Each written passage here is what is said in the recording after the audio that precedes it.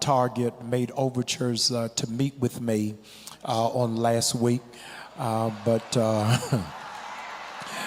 they wanted to meet with the diversity agent, and I told them I'm only going to meet with the CEO or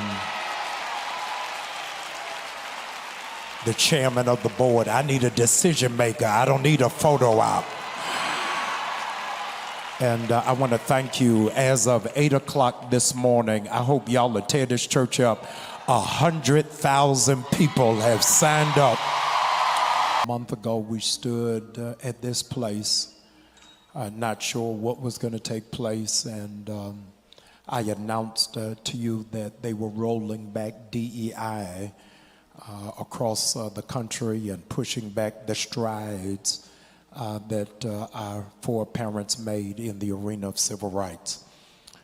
Then the second Sunday, I unveiled to you the Target Fast, where we were going to ask people to abstain from soliciting and sharing and giving your dollars in places where you are not respected. Amen. It caught on like wildfire all over the country. Let me pause and publicly thank those of you who participated in the blackout on Friday. Come on, cheer for yourself. Cheer for yourself. We rolled out the targetfast.org calling for black Christians across the country to sign up to not just not go to Target, but to support minority businesses. When people went to Target Fast, they received a digital directory with our partnership with the Black Chamber of Commerce of 300,000 black businesses from around the nation, as well as on Tuesday, every person will receive a 40-day prayer journey. To be clear, it is not over in 40 days. That is a benchmark for us in 40 days to see how far we have come, because the Target stock has already dropped by $11 a share. And because you have kept your foot on the gas, in the last 40 days, Target has already lost $2 billion because it is meaningful. It was our aspirational goal that we would get 100,000 people to sign up. Target made overtures to meet with me on last week, but they wanted to meet with the diversity agent, and I told them I'm only going to meet with the CEO or the chairman of the board. I need a decision maker. I don't need a photo op. And I want to thank you. As of 8 o'clock this morning, I hope y'all will tear this church up. 100,000 people have signed up. Come on, y'all got to cheer for it. Amen. 100,000 people are walking with a new birth, and I want to thank you for leading by example. A month ago, people were questioning and had so much negative to say. They didn't think it was going to take off. But here at New Birth, the new members, y'all don't know, we don't take sides, we take over.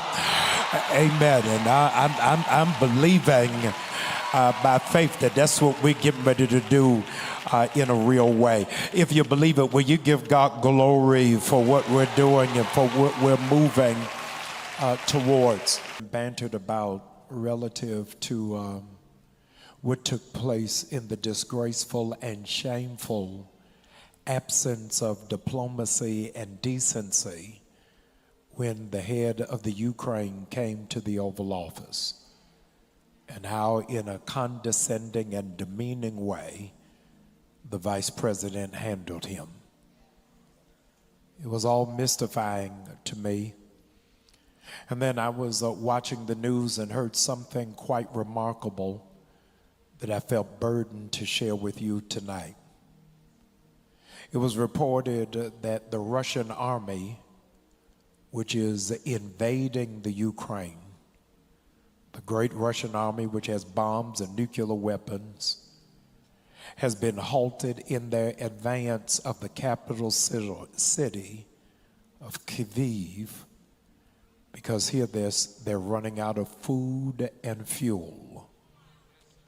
An amazing army, a lot of weaponry, a lot of finances, but they're slowing down because they're running out of food and fuel. The Russian army isn't making any progress because the soldiers don't have any food. Vladimir Putin sent his army to invade another country, but didn't make provisions to feed them properly. So as a consequence, thousands of Russian soldiers, right now as I stand to speak, are sitting on the side of the road because they don't have fuel and they don't have food. As it turns out, in the natural, you can't fight a war without food.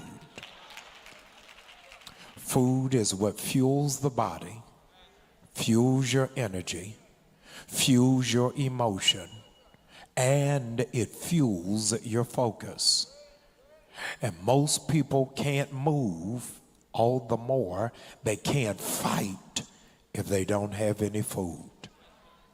It is not just the soldiers, hear this, it is the transportation they drive is stuck on the side of the road because their vehicles are without fuel.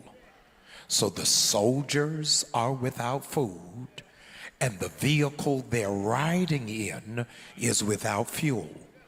So both entities that were going to fight are unable to do so because one is without food and the other is without fuel. This doesn't make any sense to you if you are hearing me with a spiritual ear until you cascade into Mark chapter 9. And in Mark chapter 9, something amazing is happening because a man brings his son, hear this, to the disciples. Translation, Jesus' soldiers. Takes them to Jesus' soldiers and says, I need you to do something about my son because a spirit has taken hold of him. And the spirit I know is not like God because it is a spirit of rebellion. It's a spirit of disobedience.